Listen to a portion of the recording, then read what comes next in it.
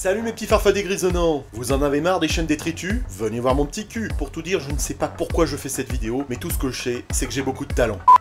J'ai relu le 4e album de l'araignée appelé Le Retour de Morbius, datant du 3e trimestre 1978, dont la couverture ludienne ne correspond pas du tout au titre, une fois de plus, puisqu'on voit Spidey aux côtés de Frère Vaudou. Mais passons sur ce point de détail, comme le disait Jean-Marie, pour nous pencher, mais pas trop, sur les deux premières histoires de cet album concernant justement ce bon vieux Morbius. Philippe, je sais où tu te caches.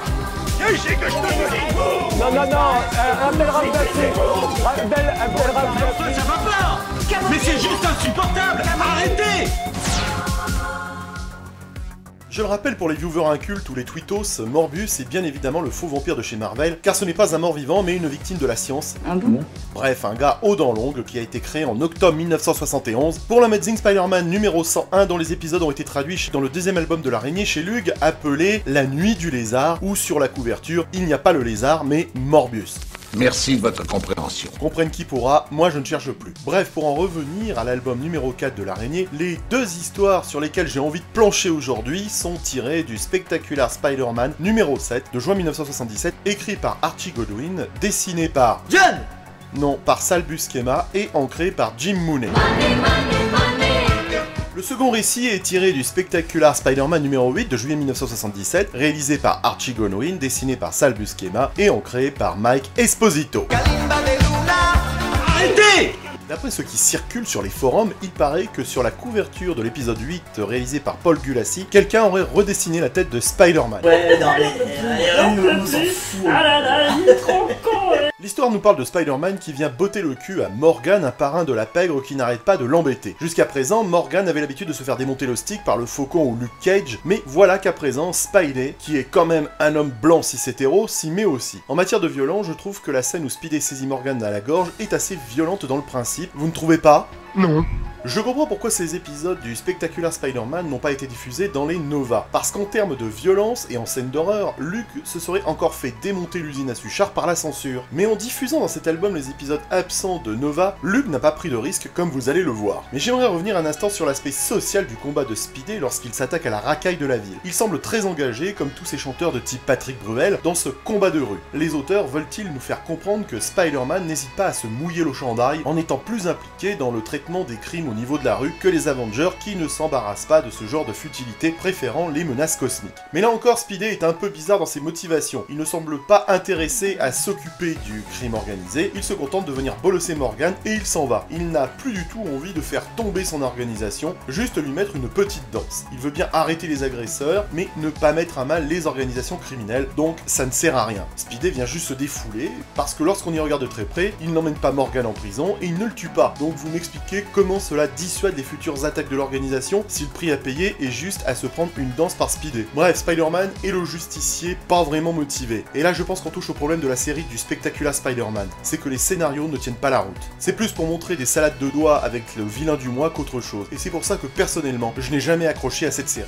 Ça, c'est ton opinion personnelle. Mais il est temps pour nous de nous intéresser aux vampires scientifiques dont la couverture parle. Il y a retour car Morbius, avant cette histoire, avait utilisé le dispositif de transport interdimensionnel pour s'isoler dans un monde inoccupé. Il a fait ça dans le Marvel 2-in-1 numéro 15. Mais pendant qu'il était là-bas, il s'est retrouvé sous l'influence d'un autre personnage qu'on ne nous présente pas tout de suite.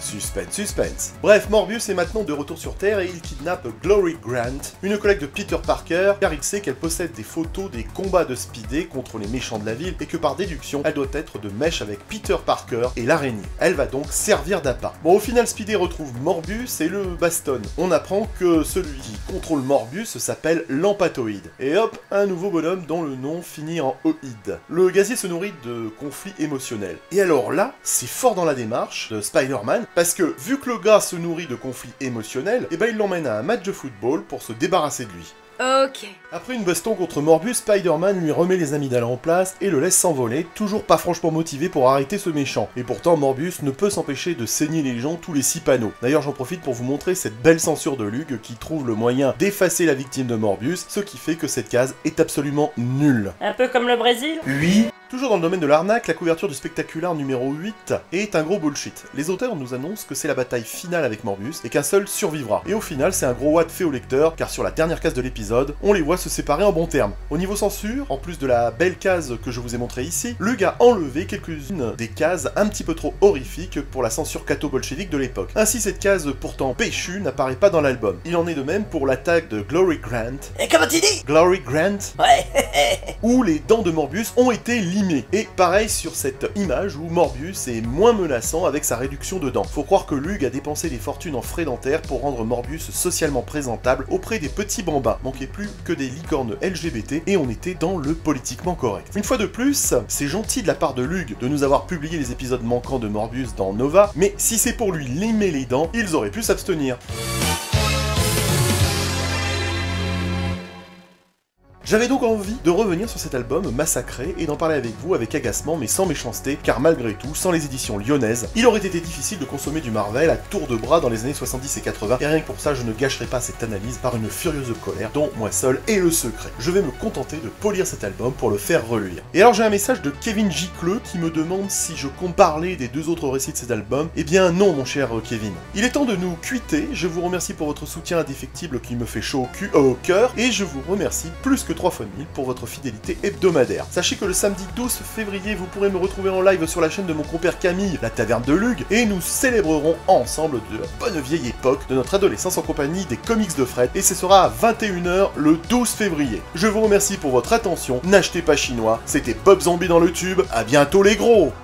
Philippe, je sais où tu te caches.